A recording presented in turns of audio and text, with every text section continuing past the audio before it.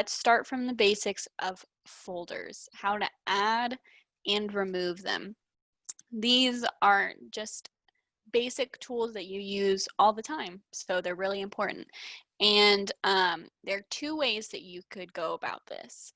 One way that you could do it is going to the top of your screen and clicking the folder tab. And when you click on that folder tab, you can see there's an option to create a new folder. What that's going to do is it's going to pop this up, and you can name it, and then you can drag any emails you want, all that sort of stuff.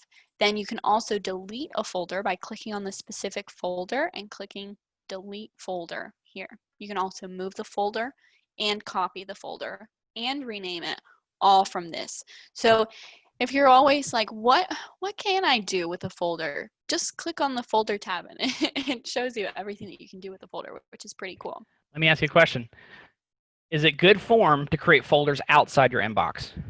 No. No, it's terrible. Do not do that. Because then it starts doing it under that, right? Like it does it under that certain folder. I won't go into a lot of details, but sometimes when you're doing email migrations and things like that, it's going to assume all mail and all mail messages are going to sit underneath your inbox because that's how it's traditionally handled. But if you start creating folders underneath just that Kaylee and not underneath your inbox, like you can do that, like right click on your Axiom.tech and say new folder. Yep. And do it right there.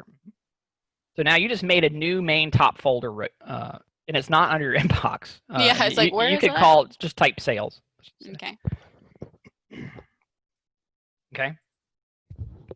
And it's down there in the bottom now. Okay. Where'd it go? Oh, there it is. Down there. Yeah, because it does it alphabetically. That's a bad idea. Do not do that. Do not put folders on the root of your mailbox. You want to always nest them underneath your inbox. I've seen that happen a few times, not a ton, but people will do that. They just say, "Oh, let me just," and their mailbox length is like 1 million. Yeah.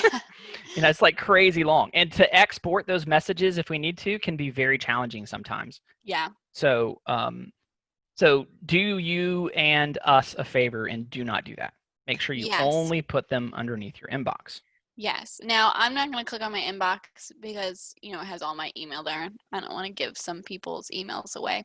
So you would normally click on inbox and do what I was just saying. You can also do it the way that Bobby was just saying, where you can right click from where you are in your inbox is what we'd recommend.